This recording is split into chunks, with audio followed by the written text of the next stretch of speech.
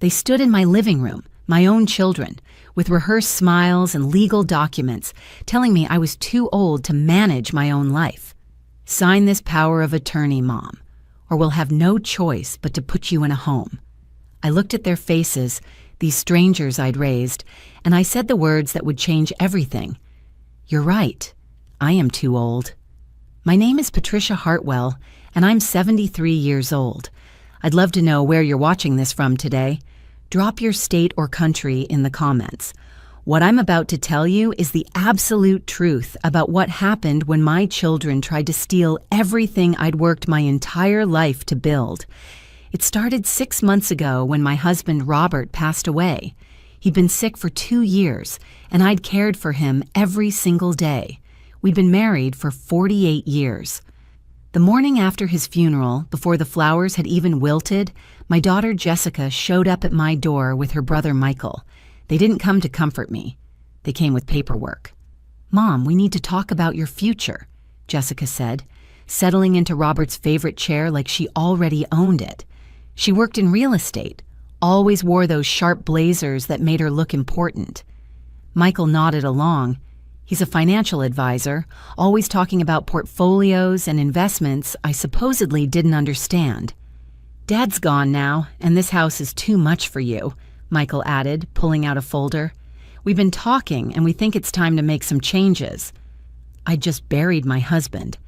I was grieving, and they wanted to talk about changes. What kind of changes? I asked, though something cold was already settling in my stomach.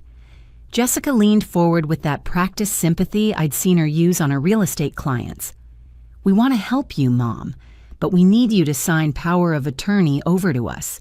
That way, Michael and I can handle everything, the bills, the house, your medical decisions.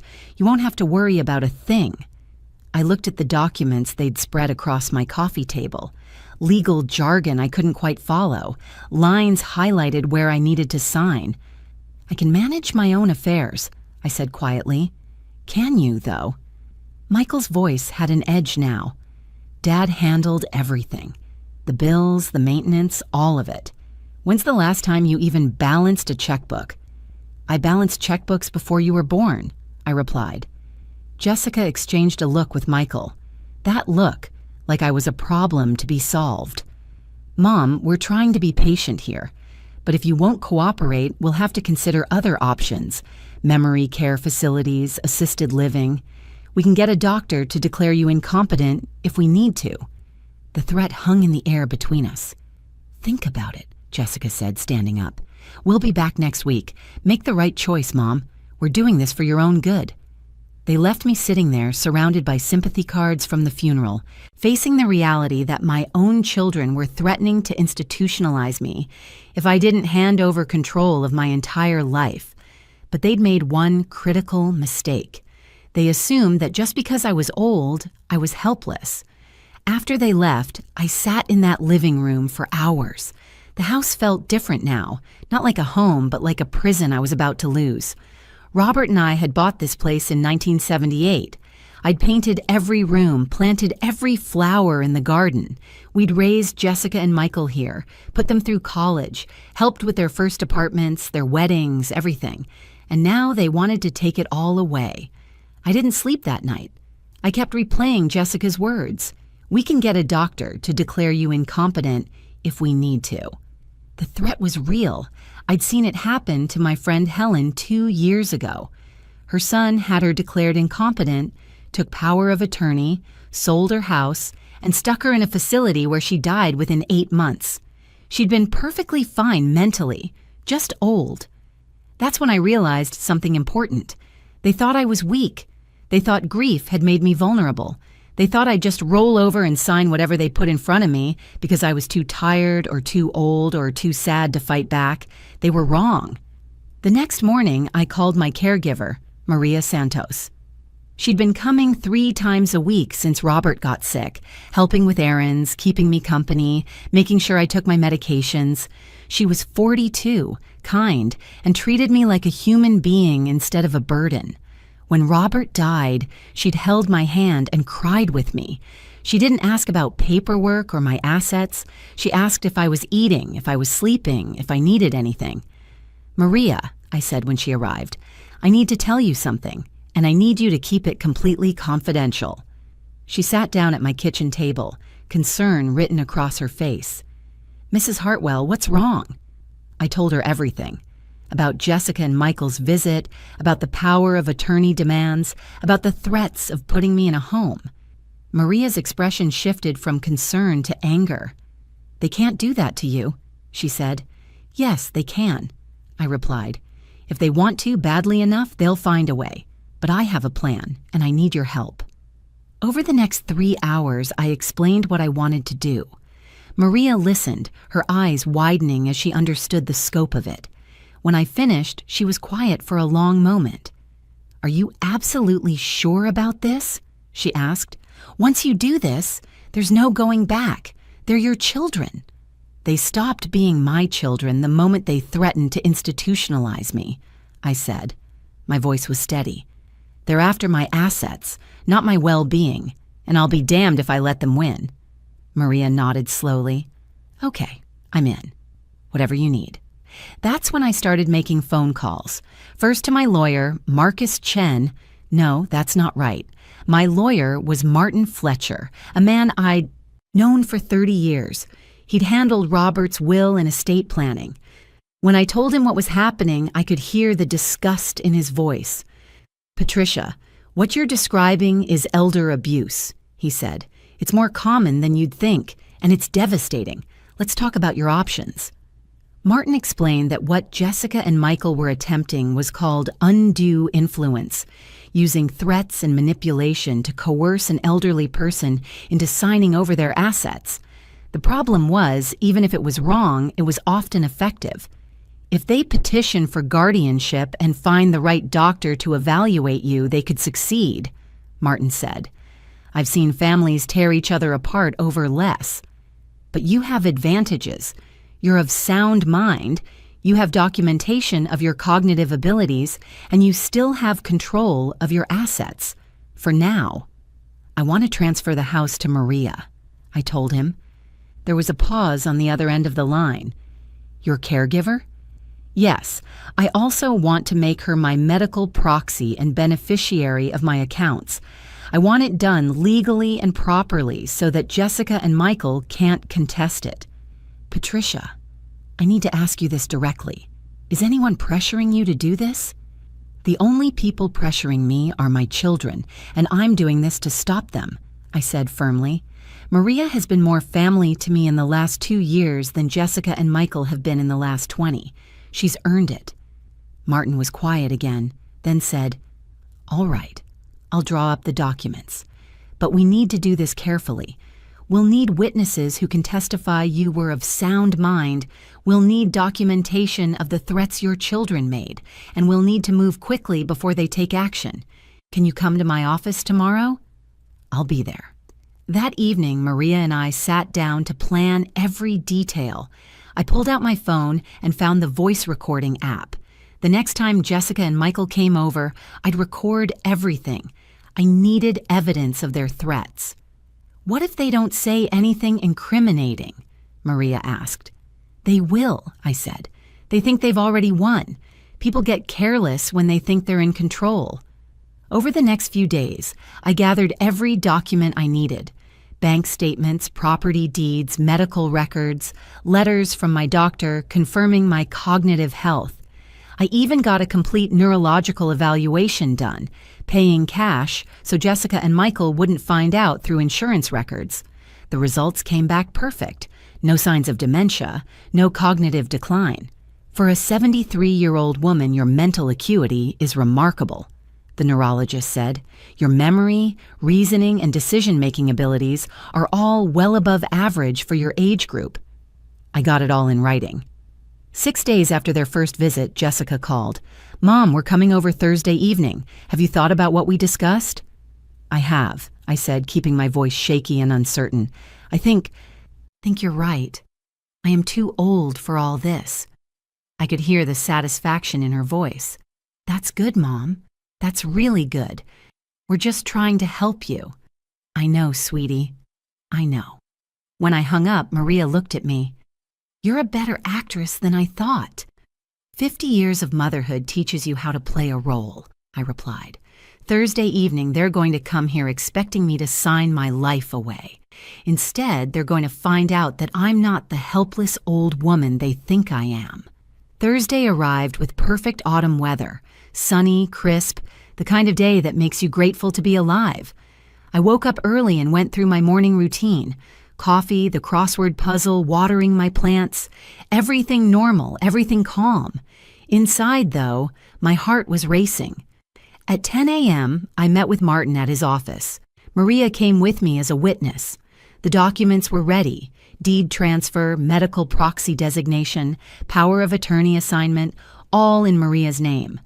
Martin had also prepared a living trust that protected my remaining assets. Once you sign these, the house will be Maria's, Martin explained. Your children won't be able to touch it. The medical proxy means Maria makes all healthcare decisions if you're incapacitated. Are you absolutely certain? I picked up the pen. I've never been more certain of anything in my life.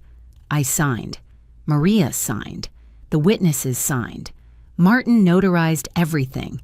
Just like that, 46 years of building equity in my home was transferred to a woman I'd known for 2 years instead of the children I'd raised. There's one more thing, I said, pulling out my phone. I need copies of these sent to Jessica and Michael tomorrow morning. Not today. Tomorrow. I want one more night in my house before they know. Martin nodded. I'll have my secretary email them first thing at 9 a.m. Perfect. They're supposed to come over at 6 tonight. What are you planning, Patricia? Martin asked, though I think he already knew. I'm planning to have one last dinner with my children, I said, and then I'm going to change every lock in my house. We stopped by the hardware store on the way home. I bought new locks for every door. Front, back, side entrance, even the garage. Heavy-duty deadbolts, the kind that make a statement. The young man at the counter looked confused when this elderly woman asked for his help loading 5-door lock sets into her cart. Home security project, I explained with a smile. Back at the house, I called a locksmith. I need an emergency lock change today, all exterior doors. Can you come at 8 tonight? That's pretty late, ma'am, he said. I'll pay double your normal rate. Cash. I'll be there at 8 sharp. Everything was falling into place. At 4 p.m., my phone rang. Jessica. Mom, Michael and I were thinking, why don't we take you out to dinner tonight? There's a new steakhouse downtown. Our treat. My hand tightened on the phone. They were planning to celebrate. They were so sure I was going to sign everything over that they were already planning their victory dinner. That sounds lovely, dear, I said. What time? We'll pick you up at 6. Actually, why don't I meet you there? I need to run some errands first. 7 o'clock? Are you sure you can drive, Mom? I've been driving since before you were born, Jessica. I'll be fine. After we hung up, I looked at Maria. They're taking me to dinner to celebrate stealing my life. While we're there, they'll probably bring up the power of attorney again, expect me to sign it over dessert. What are you going to do? Maria asked. I'm going to let them think they've won, I said, and then I'm going to come home to my newly secured house. At 6:30, I got into my car, a 12-year-old Honda that Robert and I had bought together, nothing fancy but reliable. I drove to the steakhouse, a place with white tablecloths and prices that made my practical heart wince. Jessica and Michael were already there, seated at a corner table with martinis in front of them. Mom! Jessica stood up and hugged me, all warmth and affection now that she thought she'd won. You look nice. I dressed carefully, a simple blue dress, my pearl earrings, sensible shoes, the picture of a grandmother who was ready to cooperate. Michael pulled out my chair. We already ordered you a glass of wine, Chardonnay, your favorite. We made small talk at first. Jessica talked about her latest real estate deals. Michael discussed the stock market. I smiled and nodded, playing the role of the proud mother. The waitress took our orders. I chose the cheapest item on the menu. Old habits die hard, but Jessica insisted I get the ribeye. Our treat, remember, she said. Tonight's a celebration. "What are we celebrating?" I asked innocently. Jessica and Michael exchanged a look. "Well, Mom," Michael began, pulling out that same manila folder from his briefcase, "we're celebrating you making a smart decision. You've thought about the power of attorney, right?" "I have," I said quietly. "And?" Jessica leaned forward eagerly. I took a sip of wine, letting the moment stretch. "You were right. I am too old to manage everything myself. The house is too big. The bills are too complicated. I don't know what I'm doing anymore." The relief on their faces was almost comical. Jessica reached across the table and squeezed my hand. "Oh, Mom, I'm so glad you're being reasonable about this. We were so worried you'd be stubborn." "No," I said. "I'm not stubborn. I'm just tired." Michael slid the documents across the table. "These are the power of attorney papers. If you sign them tonight, we can start handling everything tomorrow. We'll make sure all the bills are paid. We'll get the house listed." "Listed?" I interrupted. "Well, yes," Jessica said. "The housing market is excellent right now. We can probably get $450,000 for your place. Maybe more. We'll find you a nice apartment somewhere, something manageable, or maybe assisted living would be better. Either way, you won't have to worry about anything." $450,000. They'd already priced my house, already planned how to spend my life's investment. "I see," I said. "So you'll sign?" Michael pushed the papers closer, held out a pen. I looked at those documents. Then I looked at my children. These people who'd spent more time calculating my net worth than asking how I was handling my grief. The waitress brought our salads. We ate while they talked about their plans for helping me. Plans that involved liquidating everything Robert and I had built and parceling it out among themselves. If you're watching this and you've ever felt betrayed by the people who were supposed to love you, hit that subscribe button. Because what happened next is something you won't want to miss. I ate my ribeye slowly. I let them order dessert. I smiled and nodded as they outlined their vision for my future. A future that didn't include my home, my independence, or my dignity. At 9:15, dinner finally ended. Jessica insisted on paying, magnanimous now that she believed she'd won. Michael walked me to my car, actually offered to drive me home. "I'm fine, dear," I said. "It's only 10 minutes." "Did you bring the papers?" Jessica called out. "To sign?" "I left them at home," I said. "Why don't you both come by tomorrow afternoon? I'll sign everything then. I just want one more night to adjust to the idea." They exchanged another look, but nodded. "Tomorrow at 2?" Michael confirmed. "Perfect." I drove home with my hands steady on the wheel, my mind clear. Everything was in motion now. At 8:05, exactly as promised, the locksmith arrived. His name was Dave, a grandfather himself, retired from the fire department and doing locksmith work to stay busy. "All the exterior doors," he confirmed. "Every single one." He got to work. I watched him remove the old locks, locks that Jessica and Michael had keys to, locks they'd walked through hundreds of times as children. Dave installed the new deadbolts efficiently, tested each one, and handed me a set of shiny new keys. "These are good locks, Mrs. Hartwell," he said. "Heavy duty. Nobody's getting through these without your permission." "That's exactly what I need," I said. I paid him in cash, watched him drive away, then walked through my house, locking and unlocking each door, feeling the solid click of the new mechanisms. My house. Protected. Mine. I called Maria. "It's done." "How do you feel?" she asked. "Like I can breathe again." That night, I slept better than I had since Robert died. No nightmares about nursing homes or competency hearings. No anxiety about losing everything. Just peace. Friday morning arrived bright and clear. At 9 a.m., exactly as planned, Martin's secretary sent the documents to Jessica and Michael's email addresses, copies of the deed transfer, the medical proxy designation, everything. I poured myself a cup of coffee and waited. The first call came at 9:17. Jessica. I didn't answer. 9:23. Michael. Voicemail. 9:31. Jessica again, then Michael. Then both of them, back and forth, 15 calls in 30 minutes. I listened to the voicemails later. The progression was fascinating. First confusion. Mom, we got some documents that don't make sense. Can you call us? Then anger. What the hell did you do? Then panic. Mom, please pick up. We need to talk about this. This isn't legal. You can't do this. But I could, and I had. At 11 a.m., my doorbell rang, then pounded, then rang again.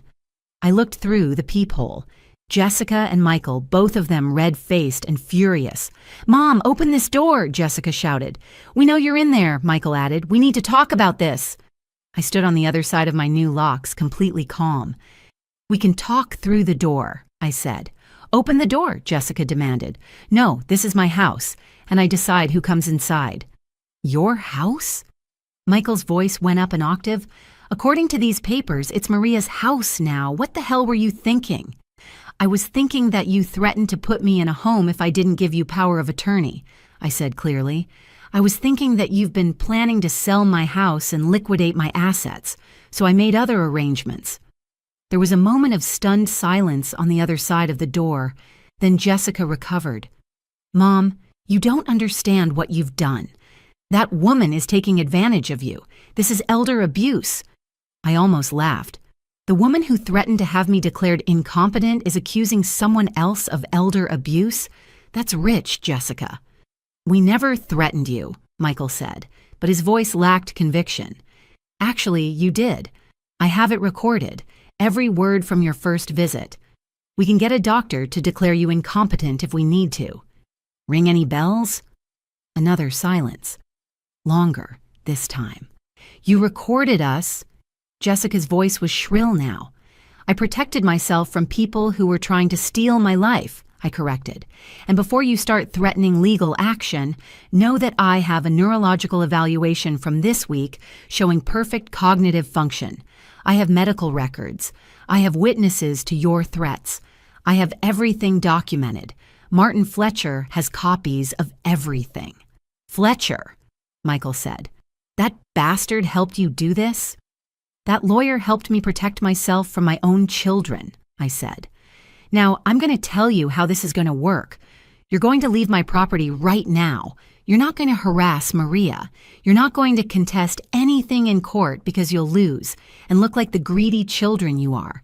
And maybe, someday, if you figure out how to treat me like a human being instead of a bank account, we can have a conversation about rebuilding our relationship.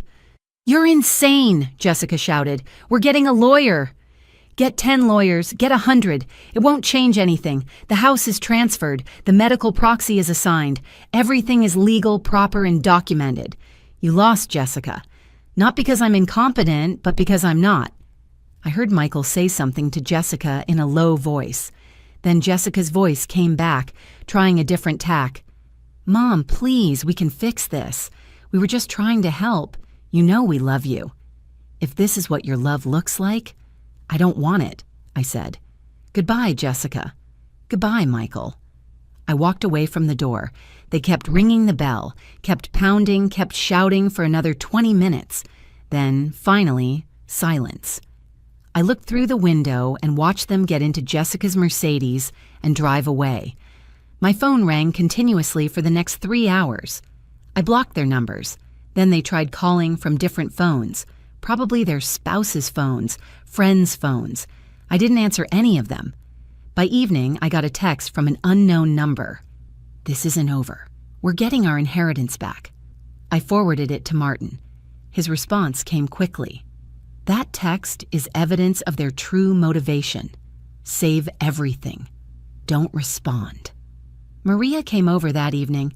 We sat in my kitchen, drinking tea, and I told her everything that had happened. She looked worried. Mrs. Hartwell, are you sure about all of this? They're your children. Maybe there's a way to... To what? I interrupted gently. To give them another chance to threaten me? To pretend they care when they only care about money? Maria, they priced my house. They planned where to put me. They were going to erase my entire life and call it love. She nodded slowly. What happens now? Now we wait and see what they do next. What they did next was hire a lawyer, Not just any lawyer, Harrison Blackwell, known around town for aggressive litigation. On Monday morning, I received a certified letter, notice of intent to contest deed transfer and initiate guardianship proceedings. I called Martin immediately. They're claiming undue influence, mental incapacity, and fraud. He read from his copy of the letter. They're saying Maria manipulated you into signing over your assets while you were in a vulnerable state of grief. Can they win? I asked. Not with the evidence we have, but they can make it expensive and ugly. Blackwell's strategy is probably to drag this out until you're too exhausted to fight, then offer a settlement. I'm not settling. Good, because we're going to destroy them. The guardianship hearing was scheduled for 3 weeks later. Jessica and Michael hired a psychiatrist, Dr. Raymond Walsh, known for finding incompetence where none existed if the price was right. He'd made a career out of rubber-stamping questionable guardianship petitions. But Martin had been preparing for this. He subpoenaed all of their financial records, their emails, their text messages. What we found was damning. Email from Jessica to Michael, dated 3 weeks before Robert died. Dad's not going to make it much longer. We need a plan for Mom's assets. She'll be too emotional to think straight. Text from Michael to Jessica, dated 1 week after the funeral. Mom's vulnerable right now. If we move fast, we can get POA before she realizes what she's doing. Email from Jessica to a real estate colleague. I'll have a property listing coming soon, probably $450K range, estate situation, elderly owner being moved to assisted living. That last one was dated 2 days before their first visit to my house. They'd been planning this before they ever asked me to sign anything. Martin scheduled depositions. Jessica went first. Under oath, facing Martin's questions and her own written words, she started to crumble. Isn't it true, Ms. Hartwell, that you told your mother you would have her declared incompetent if she didn't sign power of attorney over to you? That's not. We were just trying to help her. Help her? Or help yourself? You'd already priced her house before even discussing it with her, hadn't you? I was just researching options. Options for whom? Your mother or your bank account? Michael's deposition was worse. He was a financial advisor. He should have known better than to put anything in writing. But there it was.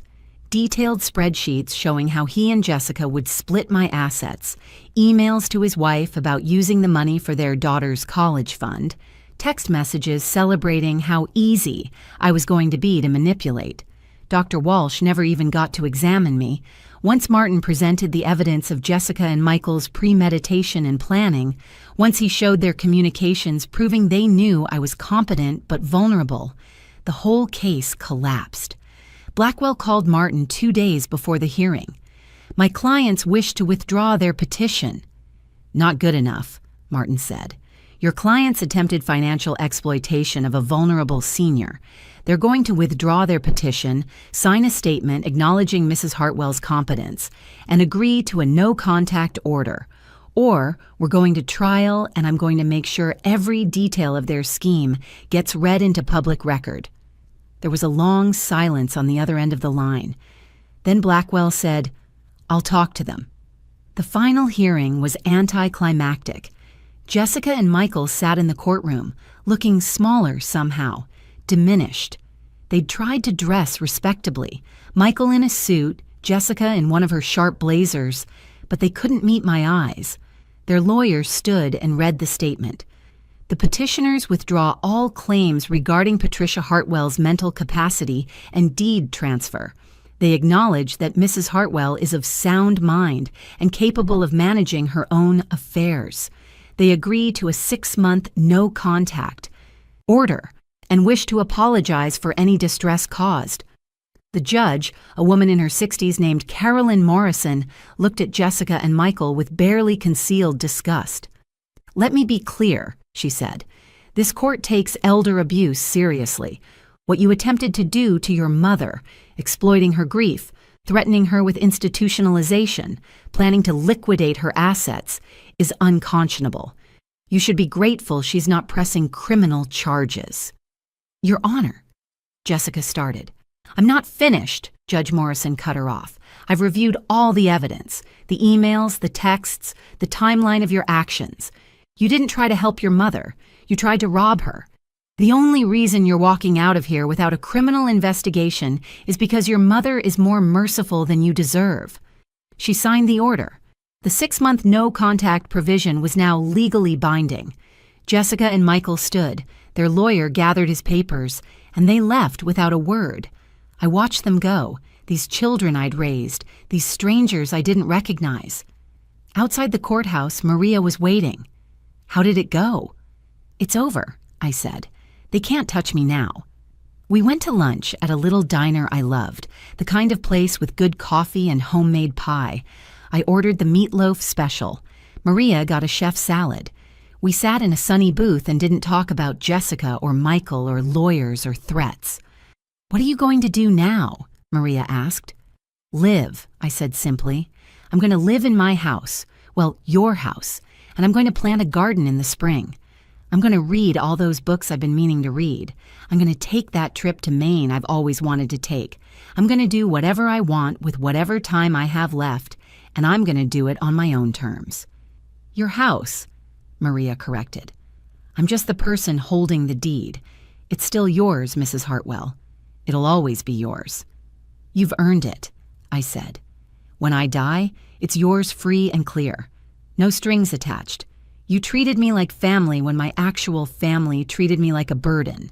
That's worth more than any house. The 6 months passed. The no-contact order expired. I never heard from Jessica or Michael again. No calls, no letters, no attempts at reconciliation. I suppose once they realized there was no money to be gained, there was no reason to maintain contact. Some people might find that sad. I found it liberating. I learned something important through all of this. Family isn't about blood. It's about who shows up when life gets hard. And Maria showed up. Every Tuesday and Thursday, like clockwork, she came over. We'd have coffee, work in the garden, watch old movies. She never treated me like a patient or a job. She treated me like a friend. Her daughter, Sophia, started coming too. A sweet girl, 16 years old, who'd sit at my kitchen table doing her homework while Maria and I talked. She reminded me of Jessica at that age, before money and ambition corrupted everything good in her. Mrs. Hartwell, can you help me with this history essay? Sophia asked one afternoon. Call me Patricia, I said. And what's it about? Women's suffrage movement. I spent an hour telling her about my grandmother, who'd marched for the right to vote, who'd told me stories about fighting for basic human dignity. Sophia listened with wide eyes, taking notes, asking questions. When Jessica was her age, she'd been too busy with her phone to listen to family stories. Life became simpler, quieter, better. I did take that trip to Maine. Maria and Sophia came with me. We drove up the coast, stayed in little bed and breakfasts, ate lobster rolls, watched the waves. I took photographs of everything, not for social media or to prove anything to anyone, but just to remember, to capture moments of genuine joy. On the last night of the trip, we sat on the beach watching the sunset. Maria turned to me and said, "Thank you for trusting me, not just with the house, but with everything." "You earn that trust every single day," I replied. "Some people are born into families, others build them. We built ours." A year after the courthouse hearing, I got a letter. Not from Jessica or Michael, I never heard from them again, but from Jessica's daughter, my granddaughter, Emma. She was 23 now, graduated from college, living on her own.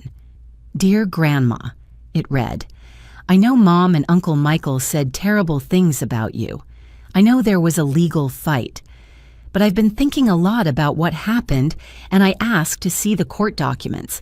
Mom didn't want me to, which made me more determined to find out the truth. I read everything, the emails, the texts, the depositions. I'm so sorry for what they tried to do to you. I'm sorry I didn't reach out sooner. Would you be willing to have coffee with me? I'd like to hear your side of the story. Love, Emma." I called her the same day. We met at that little diner I loved. She cried when she saw me, apologized for her mother, told me she'd confronted Jessica about everything. They weren't speaking now either. I don't want you to damage your relationship with your mother because of me, I said. Grandma, she damaged that relationship herself when she tried to steal from you, Emma replied. I can't respect someone who'd do that to their own mother. We've had coffee every month since then. Sometimes Sophia joins us. 2 young women, different families, same values. They've become friends. It's not the family I was born with, but it's the family I built.